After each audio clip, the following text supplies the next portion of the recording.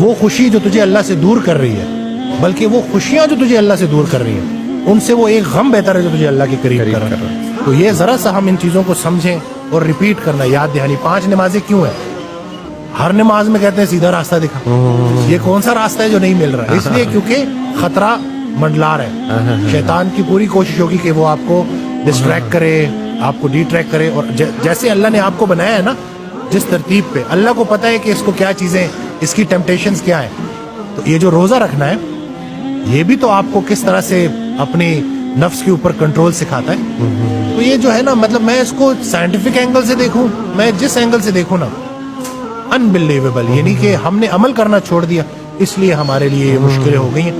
Even قرآن میں تو یہ بھی آتا ہے کہ بلکہ وَنَبْلُوكُمْ بِالْخَيْرِ وَالشَّرِّ فِتْنَةً، ہم تمہیں آزمائیں گے خیر سے اور شر سے، تمہیں دے کے بھی آزمائیں گے اور لے کے بھی آزمائیں گے۔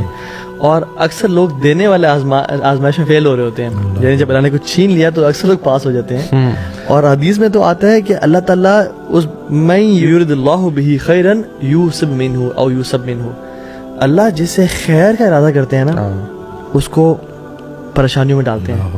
اور آپ دیکھتے نہیں ہیں کہ اللہ کے نبی صلی اللہ علیہ وسلم سے اللہ تعالیٰ سب سے زیادہ محبت کرتے تھے، ابراہیم علیہ السلام سے سب سے زیادہ محبت کرتے تھے، اور سب سے زیادہ ان کو ہی ٹیسٹ میں ڈالا۔ کس قسم کے ٹیسٹ ہیں ان کے؟ اور اتنے آزمائشیں، وہ ابراہیم الذی وفا، ابراہیم کو جب بھی ہم نے آزمایا اس نے وفاداری کی۔ حدیث میں آتا ہے اشد بلاء علی الانبیاء، سب سے زیادہ مصیبتیں انبیاء پہ آئی ہیں۔ جب اللہ تعالیٰ نے نبی علیہ السلام کو آزمایا، اپنے سب سے پیارے کو، ایک ہی سال میں ان کی بیوی بھی لے لی اور چچا بھی لے لیے، مکہ والوں نے نکالا۔ اس کے بعد شیب ابی طالب میں ان کو چمڑے کھانے پڑے، گھاس کھانے پڑے۔ یار 5 بچوں کے جنازے، 5 بچوں بیٹوں کے جنازے، یعنی یعنی بیٹیوں کی بھی جنازے، ام کلثوم اور رقیہ کا جنازہ، ٹھیک ہے۔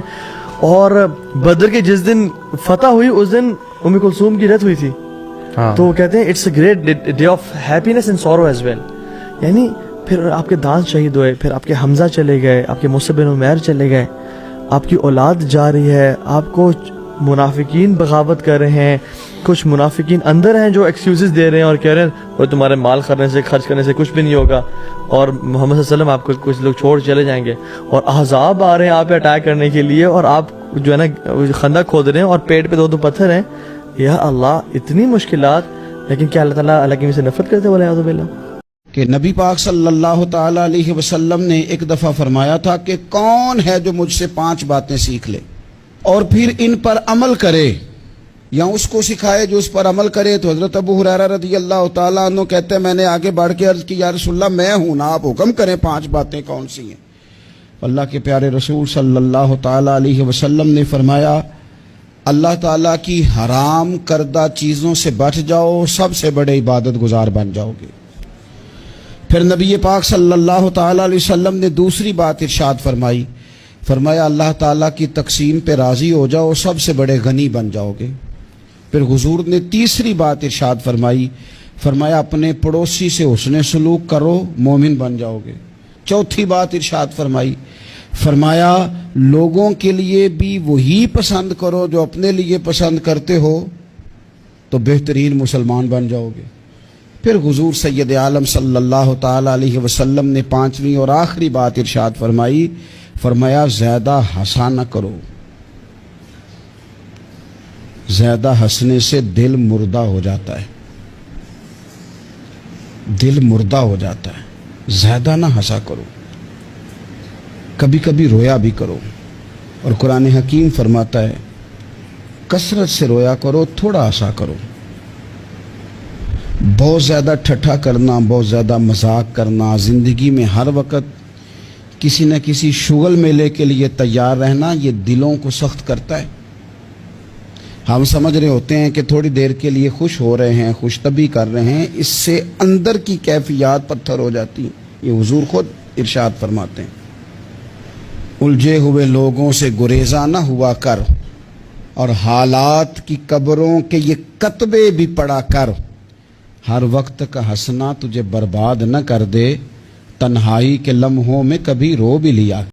صلی اللہ تعالی علیہ وسلم نے فرمایا جو شخص اللہ پر بھروسہ کرتا ہے اور اسی کا ہو کے رہتا ہے، भरोसा करता है और रब ही का होके रहता है, और मैं रब ताला उसके हर काम में किफायत करता है और उसे वहां से रिस्क देता है जहां से उसका गुमान। रब्बुल आलमीन मेरा दोस्त है, जिसने मुझे पैदा किया है सो वही मुझे रास्ता दिखाता है, और वो जो मुझे खिलाता और पिलाता है, और जब मैं बीमार पड़ता हूं तो मुझे शिफा बख्शता है, और वो जो मुझे मौत देगा और फिर जिंदा करेगा, और वो जिससे मैं उम्मीद रखता हूं कि क़यामत के दिन मेरा कसूर बख्शेगा।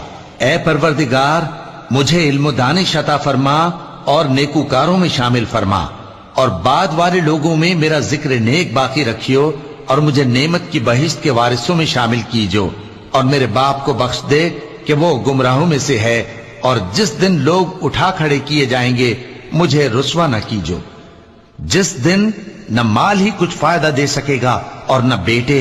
हाँ, जो शख्स अल्लाह के पास बेरोग दिल लेकर आया वो बच जाएगा।